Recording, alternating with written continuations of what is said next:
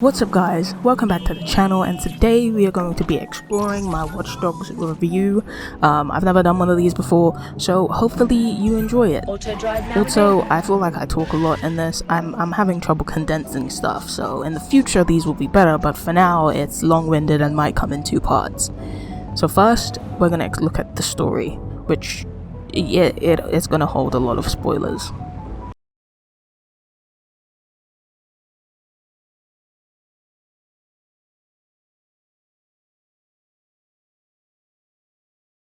We are set in London, the city of surveillance, which I've never thought about much, mainly because I live here and I don't want to, but there are a lot of cameras in London, which is perfect for this game. Anyway, we, as DedSec, are in London and we dive into action straight away with the attempt to defuse a bomb planted in the House of Parliament. We're controlling an operative by the name of, and I don't actually know, we're going to insert his name here, with assistance by a hacker named Sabine and an AI system called Bagley. We end up saving Parliament, whilst finding out that a group by the name of Zero Day have not only planted more bombs, but put the entire blame on DedSec. We lose into name here, and any member that gets caught, leading the others who did survive, including Sabine, to go into hiding. Now, with a high-profile attack like this, the Top Guns come in equipped with fear-mongering and like a day's experience. We're introduced to Albion, a lethal security force set to take back London from hackers and literally no one else. We watch London become a true surveillance state, with checkpoint scanners, lethal drones, and Albion police officers patrolling the street and straight up harassing people. The emphasis on literally no one else comes from the fact that gang crime still manages to take off. Introducing Mary Kelly, an actual demon, taking organized crime to heights that haven't been seen since the Cray brothers. She's a murderer, a slave trafficker, an organ trafficker, and probably some other things that went over my head in the game, but you get the picture. Now, we basically lose the battle, and if we stayed in hiding, we were set to lose the war. However, Sabine reboots our trusted AI and we go back to trying to save London, and the way that is done is by recruiting new operatives. Now, this is the most important aspect of the game, but we'll get back to that. Now, we have to rebuild DedSec, one operative at a time, and we also have to rebuild the trust the city has in DedSec, one exposed antagonist at a time. The main missions fall under 8 chapters, 2 DedSec chapters, 2 Albion chapters, 2 Mary Kelly chapters, 404 chapter, and a SIRS chapter. They reveal the how, the what, the who, and the where of the game. We find the demon in Mary Kelly's ways and take her down. We find the hypocrisy in our Albion leader Nigel Cass and take him down. We meet Sky Larson, an ambitious psycho who is set on finding immortality in quite frankly scary ways, and take her down. And we meet an overzealous twat by the name of Richard Mellick and, well, we arrest him. In the end, we find out who Zero Day is, and it's the ultimate betrayal. It's one we have never seen before. It's just, we've never come across it. It's like unique, and it's Sabine, and although mildly disappointing from a hindsight story perspective, it makes all the sense in the world, and kind of falls in line with everything that we've seen during the game. Now, even though I kind of dissed the betrayal aspect of it, I will give props to the placement of each chapter, because I didn't harp on who Zero Day was until I got to a point where the suggestion came up, and where, for the most part, you could probably guess who Zero Day was. You didn't really think about it enough to guess early game. So for instance, when you were told at 404 chapter that 404 might be Zero Day, you just assume that 404 might be Zero Day. Or at least I did. I kind of just let my mind flow with the story, so when it got to the end, it was like maybe a mission or two before I finished the game where I was like, oh, it's probably Sabine or the guy who died in the beginning, because that's usually how stories like this work out. I turned out to be correct. However, it did get me to the end where I was like, oh, it's Sabine. So that, as far as the fluidity of a story, it's kind of pretty good. I mean, sometimes with stories like this, you get like midway and you already know who the bad guy is. So it's kind of like, I'm playing this game even though I know who the bad guy is. I'm just gonna continue playing it to play it. But like it was pretty simple. And you know, truth be told, a lot of people may have already felt that. But to me, who Zero Day is, didn't get played out throughout the entirety of the game. And I only thought about it, like I said, when I had to. But it did sort of take me back to the Life is Strange-est kind of model of the game, where it's like, butterfly effect, and the butterfly on her hand because her friend dies, and then she saves her friend, but then you go for the story and you get to the end, and it's like, because you saved her friend, like, the world's gonna die because you made interruption in the cycle, and that makes sense, but like, you could have just gone a different route other than the actual butterfly effect, because if I'd known, I wouldn't have spent so many hours playing this game just to say kill her or kill the village, and obviously I killed the village, but I feel like it kind of made you feel bad. Anyway, I'm done on that rant. I'm never playing the game again though. now the betrayal story isn't something new, and it's either done well or predictable. Those are the two lines, at least I feel like they are. And although I did predict it maybe a mission or two before, like I said, it wasn't my gripe about the story. Skye Larson, although I labelled her as an ambitious psycho, was a really interesting part of the game. I feel like her story harped on sort of that human aspect of immortality and loss that a lot of people go through, and yet if you had taken her chapter, if you will, out of the story, it wouldn't have changed anything. Also, when you get to the epilogue of the game, you have this Finding Badly mission, where it turns out Skye Larson turned Badly into the AI system that he is, using her brother, Bradley Larson.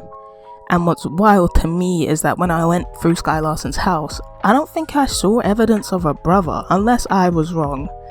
And if I was, I guess we'll see that now. But it could have been a better part of the game. Not only that, but when you get to the end of the 404 chapter, you have a choice to make. Either kill Skye Larson because she uploads herself into an AI system, so unload her or boot her up because she hasn't got to the final stages yet. And that decision does absolutely nothing. Doesn't change the end outcome when it's a missed opportunity because it could have. To me, that's the biggest disappointment of this game. I genuinely really liked Skye Larson's sort of story. She tried to upload her mum into the AI system, and I say tried, she did.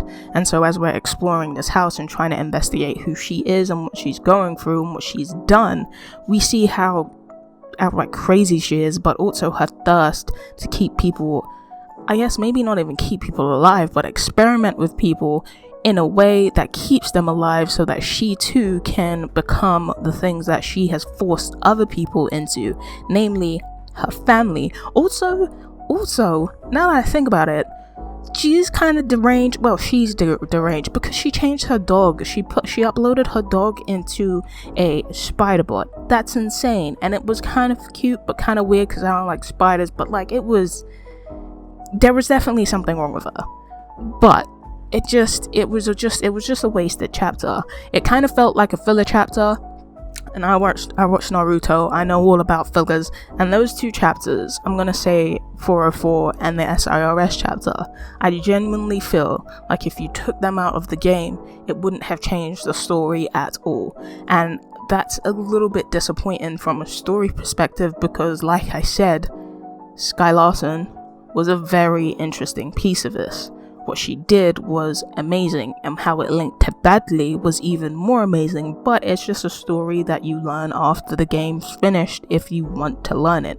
Because bear in mind, Finding Badly was a side mission. You didn't have to do it. So, to me, that kind of takes a story that could have been kind of high up and brings it down to like a 6. Because although we do get the picture, although we do understand the bulk of the game and the betrayal aspect of the game, it just missed a bunch of opportunities. I hope I'm explaining that correctly. Another little piece I'm gonna harp on, and it's not a big downfall because of how this game is played, but I feel like the fact that you can play as multiple people does take away an element of connection. You sort of lose that I'm playing as this one guy and this is the betrayal that this one guy has felt.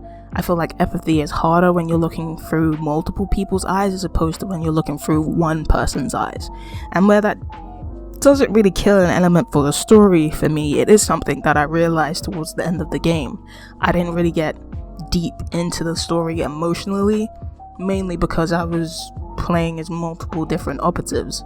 It was kind of like I was just watching the story as opposed to feeling the story, which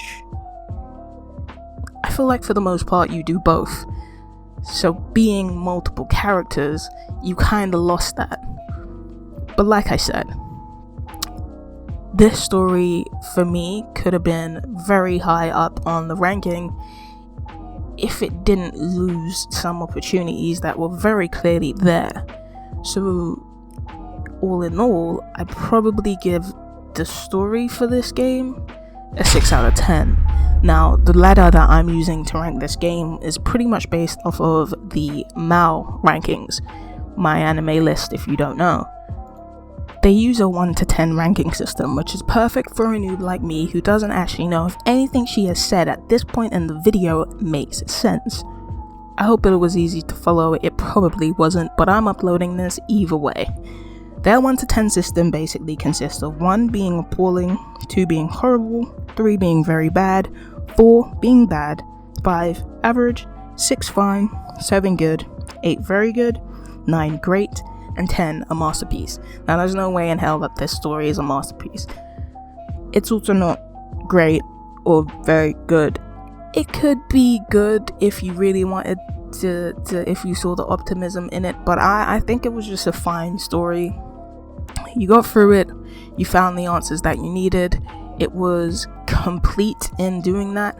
I also feel like actually when you do find out who Zero Day is, unless I just feel like I didn't really get the motivation for Zero Day being Zero Day. And maybe that's like a Joker type-esque, I just want to destroy because I want to destroy, but I didn't really see the, oh, this is why Zero Day was doing what they are doing.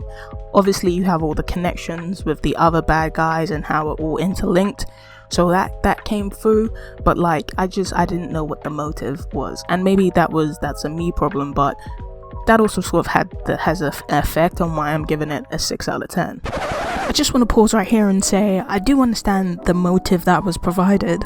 London is broken and we need to do a hard reset. We need to tear it down. But I kind of just don't get why Sabine did all this shit.